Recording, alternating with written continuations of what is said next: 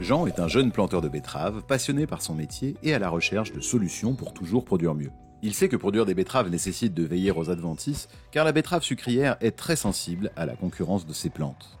Jean sait aussi que le désherbage mécanique combiné est l'un des principaux leviers à sa disposition pour réduire les traitements chimiques, tout en garantissant un désherbage satisfaisant. Et c'est aussi un moyen de contrôler l'attractivité des adventices sur les pollinisateurs.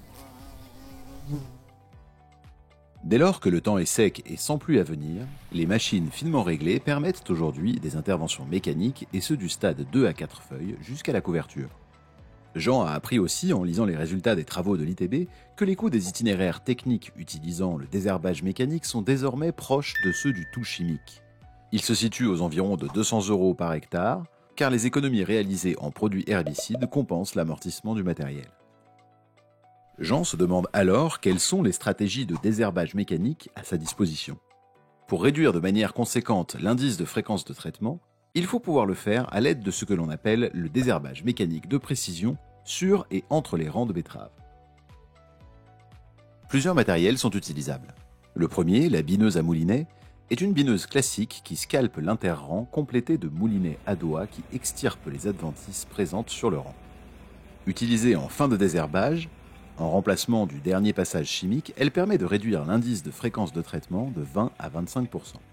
Il y a aussi la RC-Tri pour désherber sur et entre les rangs, dont l'agressivité de chaque dent est réglée par un ressort individuel en fonction du stade des betteraves et des conditions d'utilisation.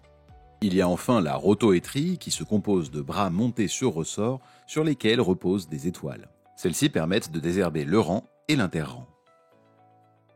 Pour diminuer encore plus l'utilisation d'herbicides, il est possible de localiser l'herbicide sur le rang à l'aide d'une rampe de localisation. Celle-ci permet de pulvériser le produit herbicide uniquement sur le rang et donc de ne traiter que 33 à 50% de la parcelle. Ce désherbage est alors à compléter avec plusieurs binages de l'interrang. Jean comprend bien l'intérêt de mêler toutes ces pratiques, mais il a aussi conscience du fait qu'il faut éviter les pertes de pied. Alors comment fait-on concrètement ? Eh bien Jean, pour éviter les pertes de pied, il faut utiliser un système de guidage. Il permet de positionner les éléments bineurs de façon précise tout en désherbant au plus près de la culture et rapidement.